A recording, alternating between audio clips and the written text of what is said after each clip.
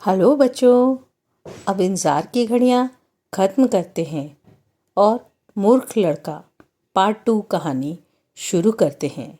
जो चूहा छप्पर में घुस गया था, उसे निकालने के लिए अहमद ने छप्पर पर डंडे बरसाने शुरू कर दिए।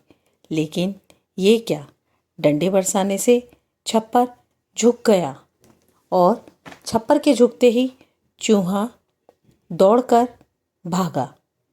आगे आगे चूहा, पीछे पीछे अहमद मियाँ।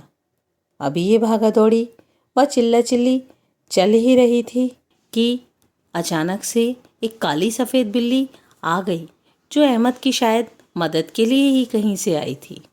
अब अहमद और बिल्ली दोनों का एक ही शिकार, वो है बेचारा चूहा, जिसकी अब खैर नहीं है।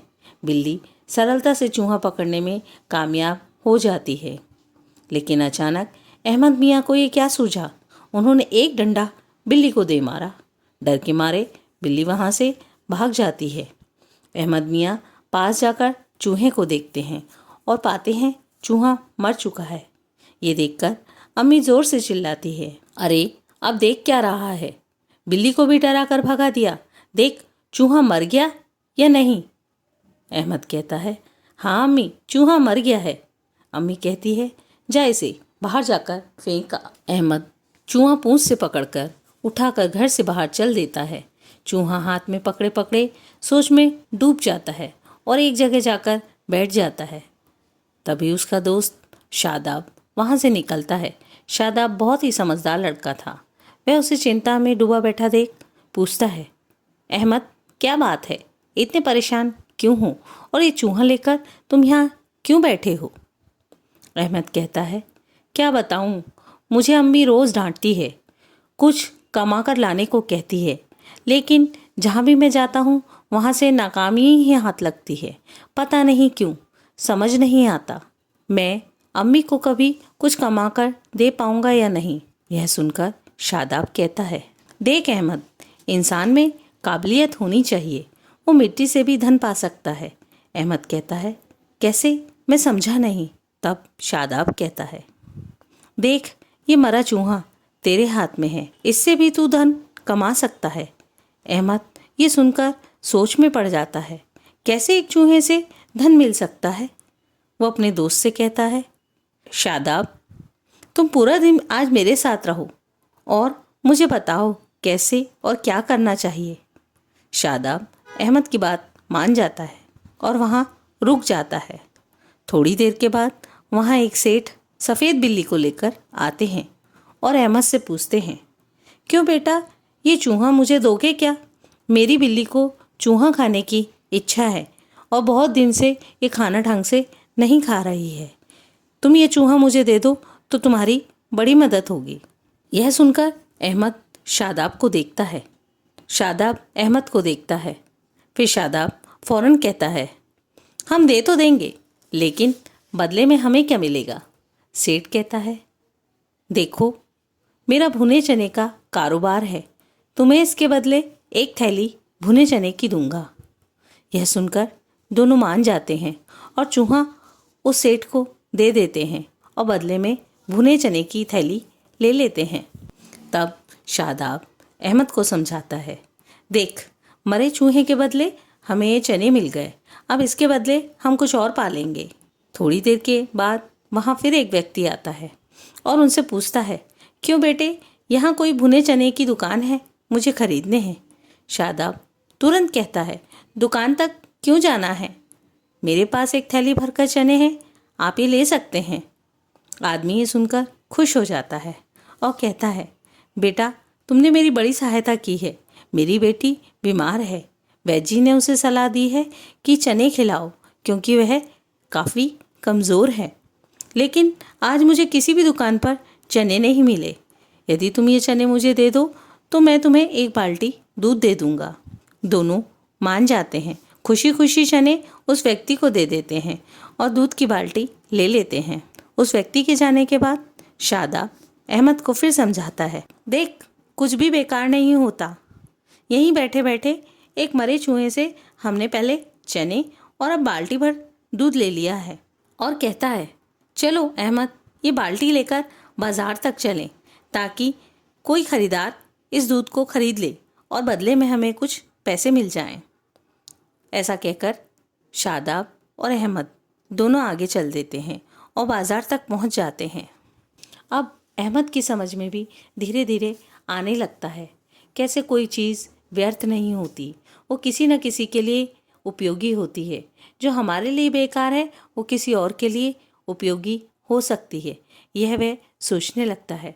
बाजार के चौक तक पहुंचकर दोनों एक जगह खड़े हो जाते हैं और अपने किसी नए ग्राहक का इंतज़ार करने लगते हैं।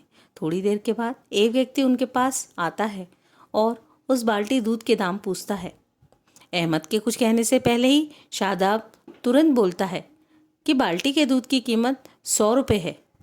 व्यक्ति को दूध की आवश्यकता थी, वो 100 रुपये देकर दूध से भरी बाल्टी ले जाता है। अब अहमद को शादाब समझाता है, देखा तुमने, एक चूहे के बदले हमें 100 रुपये मिल गए। अब ये 100 रुपये लेकर तुम घर चले जाओ।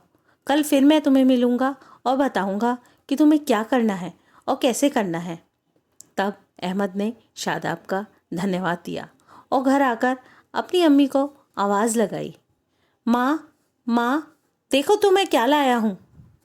माँ अंदर से आकर देखती है और अहमद के हाथ में 100 रुपये देखकर हैरान हो जाती है और पूछती है, क्यों रे, कहीं से चोरी करके आया है क्या? यही तुझे मैंने सिखाया है? अहमद तब रुआसा हो जाता है और माँ को पूरा किस्सा बताता है। किस्सा सुनकर माँ खुश हो जाती है और कहती है, चलो कुछ तो तुम सीख रहे हो। अगले दिन शादाब घर आकर अहमद को बुलाता है। अहमद अंदर से आकर शादाब को देखकर बहुत खुश हो जाता है। अम्मी भी आकर शादाब को शुक्रिया कहती है। शादाब अहमद की अम्मी से 20 रुपये व्यापार के लिए मांगता है। अम्मी 20 रुपये दे देती है। शादाब और अहमद 20 रुपये लेकर एक फूल वाले के पास आते हैं और उससे 20 रुपये के फूल खरीदकर बाजार के चौक पर जाकर एक जगह बैठ जाते हैं। धीरे धीरे दोपहर तक अहमद के सारे फूल बिक जाते हैं। शादाब और अहमद तब सारे पैसे गिनते हैं और देखते हैं कि 60 रुपये इकट्ठे हो गए हैं। अहमद चकित रह जाता है कि 20 रुपये से 60 रुपये कैसे हो गए। शादाब उसको समझाता है, इकट्ठा सामान खरीदकर थोड़ा थोड़ा बेचो तो मुनाफा होना तय है। अहमद खुश हो जाता है। अब शादाब अहमद को एक चने और परमल बेचने वाले के पास लाता है और 20 रुपये के चने परमल खरीद लेता है। फिर वापस चौक पर आकर दोनों एक जगह बैठ जाते हैं।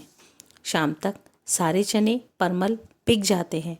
बाद में वो पैसे गिनते हैं तो देखते हैं 60 रुपये फिर इकट्ठे हो गए हैं।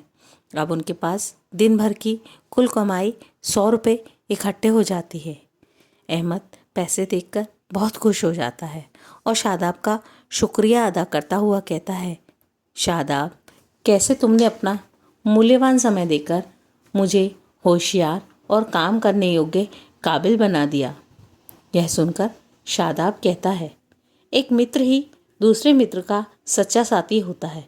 मुसीबत में काम आना ही एक सच्चे मित्र का फ़र्ज़ होता है।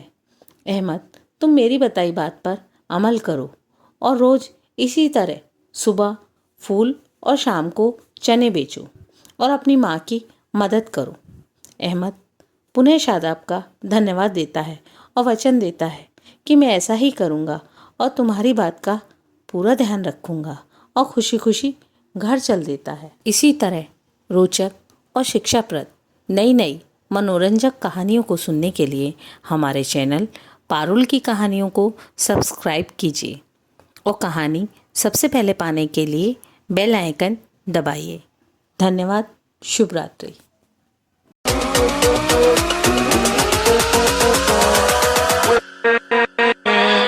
With